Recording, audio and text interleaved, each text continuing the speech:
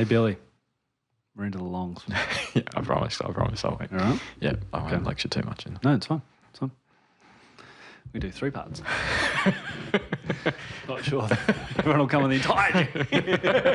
No, I'm sure they will. Hey, Billy, firstly, phenomenal podcast. I've been with you since almost the beginning and still loving it as much as ever. Thank you so much for what you do.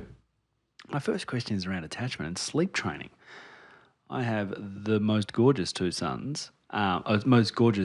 2-year-old son, who is very clearly an orchid. He's a very clever little boy who is hilarious, has a great personality, is also an incredible, kind, gentle and caring, but has a very sensitive temperament.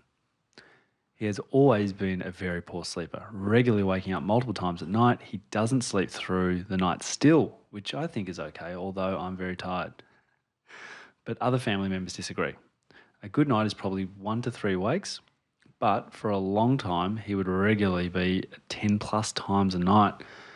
We have had lots of help with our son from both a ped psych and an OT. He has come a long way with emotional regulation through the day, but still seeks me out repeatedly through the night. Basically, he just wants to be on top of me. I know this is a very normal behaviour for a child. I have had a lot of pushback from family, in-laws, strongly, repeatedly suggesting we do the cried out method to teach him to sleep. From birth, I've refused to do so, feeling it's not right for me or my son. However, the sleep advice from both ped, psych and OT has been quite similar. More gentle sleep approaches, not leaving the room, however, not picking him up when he cries, avoid eye contact, reassuring but not touching. We've tried this and resulted in 10 days of my son screaming to vomiting or repeatedly hitting his head on the side of the cot for 2+ hours each wake. God.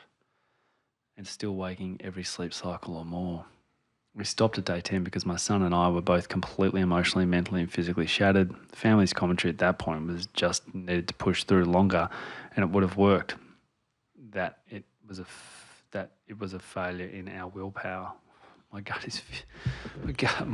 feeling is, despite being in the room but repeatedly not responding to my son's desperate bid for connection, seems clearly to me like a potential threat to attachment.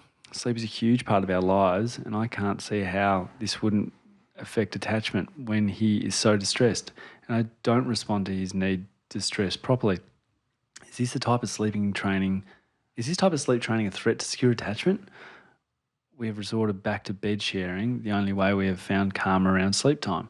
For context, I myself have insecure attachment due to complicated and protracted childhood trauma, which my in-laws don't know about.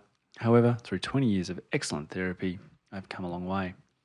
I try my best to parent with an authoritative style. I always aim to turn towards him when he bids for connection and always try to choose connection over disconnection with all aspects of toddler life. I am terrified of screwing up my beautiful boy's attachment, and this sleep issue has been a huge hurdle for me because of that. Any thoughts on attachment and sleep training would be greatly appreciated. Dr. Billy Garvey, go. Lots of thoughts. And yeah, and maybe, so the majority of the world co-sleeps. We have this really funny thing about it in Western culture. Really? Yeah. Wow. Yeah. The West is funny about beds and getting funnier. So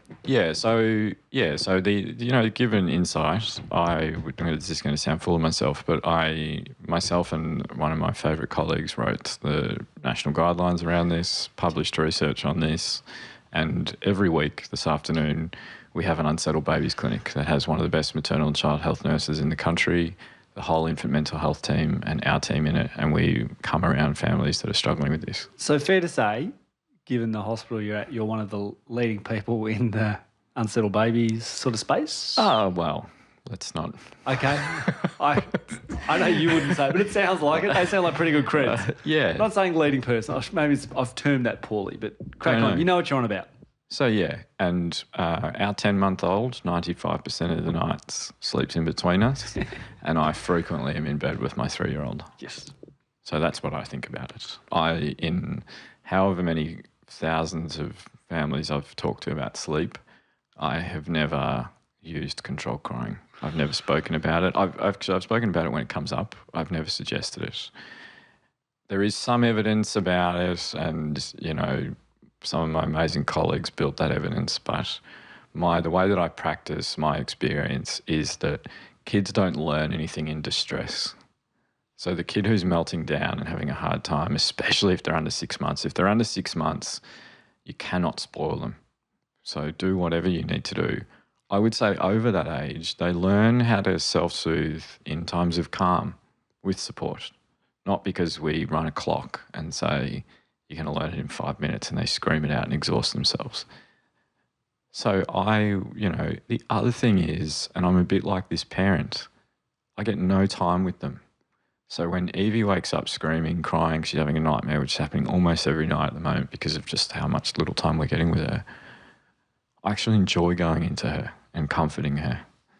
The worst bit is Annalise has the capacity to comfort her and do all that, let her fall back asleep and then go back to the actual adult bed, whereas I don't. I just lie down next to her, comfort her, and then I fall asleep next to her, and we're both in this tiny bed.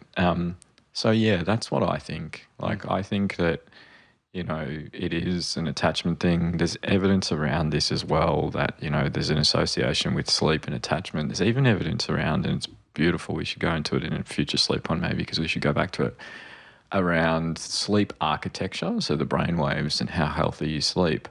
There's actually some evidence that when little kids fall asleep next to and with their parents, often mum, it improves the sleep architecture they have. And it's this great example of just what co-regulation looks like even when we're sleeping and soothing ourselves. So that's what I think. What do you think? Can I add something? Because I actually I've been reflecting upon this one. I actually regret how strict I was on sleeping, and I just felt like that's what you had to be.